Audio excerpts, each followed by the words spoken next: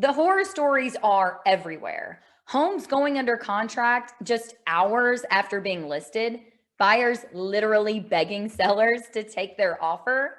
Everybody knows somebody in the middle of this housing frenzy, and we all have the same question. Is this a bubble? Ladies and gentlemen, yes, this is a housing bubble. The median price of homes in the US has increased 20% in just 1 year. And sure, we as financial planners like to encourage our clients to invest in a home because it's better to build equity in an asset than it is to throw money away on rent. But we need to understand that a home is not a traditional investment like a stock. You see, homes don't generally appreciate in value. Yes, sure, there's certain pockets of burgeoning neighborhoods, but as a whole, over the last 100 years across the nation, the average home price has not appreciated meaningfully. No, you see, home values inflate. So if we want to talk about the housing bubble, then we need to be talking about home prices relative to inflation. And lucky us, we have an index for that called the Case-Shiller Home Price Inflation Adjusted Index. And what it does is it tracks the value of homes adjusted for inflation over the long run. And what this index is showing us is that homes have now passed the price that they were in 2006. Housing bubbles are different than stock bubbles. They are longer and more sustained. I mean, think about it. The cost and time it takes to buy and sell a home is far more than the cost and time it takes to buy or sell a share of GameStop.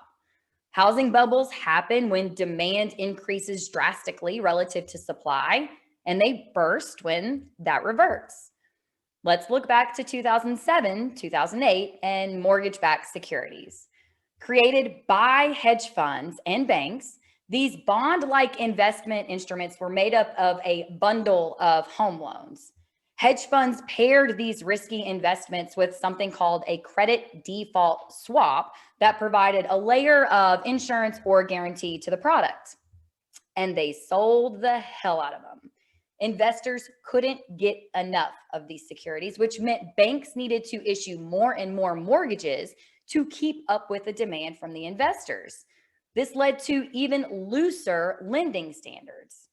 Enter subprime loans, also called ninja loans, no income, no job, and no assets.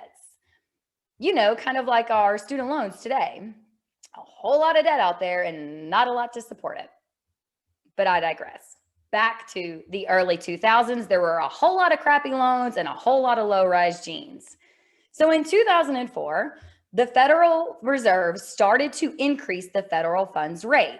It was 1% in 2004, and they began to slowly increase it until it hit 5% in 2006.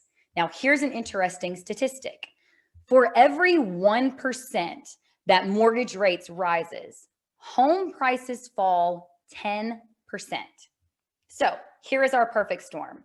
Terrible loans made to people who can't afford them, with rising interest rates and decreasing home values. So let's put it together all in today's terms. We know that the inflation-adjusted home prices are higher than they were in 2006. We also have economists everywhere calling for inflation. If we have sustained inflation, the Federal Reserve is going to have to respond, and they will start by tapering.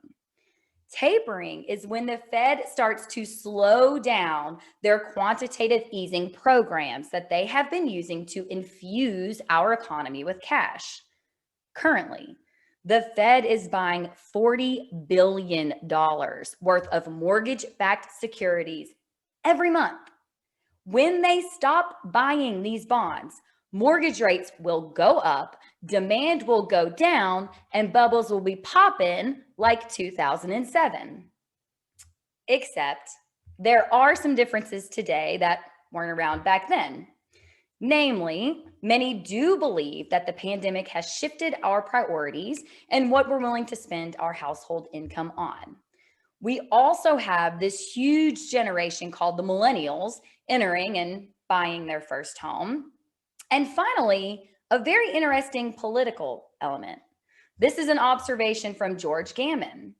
He says it's one thing to track macroeconomic data, but how can we possibly predict what the political decisions are going to be?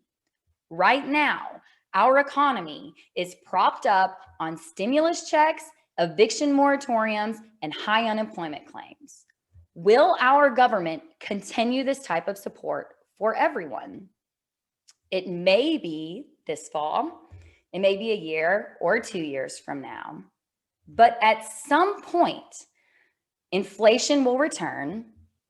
Society is going to have to be weaned off of stimulus and artificially low interest rates, and these home prices will fall. Bottom line, if you are not a seasoned real estate investor, now is probably not the time to start. But buyers, more so for you. Buying a home is a long-term purchase, and the value of a home can decline despite what everybody says over time. You have to recognize that home prices are crazy right now, and there's a lot of emotion tied up into getting the right home. But what if you get a new job and you have to sell in a few years? Or what if interest rates rise and your mortgage payment changes? There are many reasons why you may need to sell this home in a few years.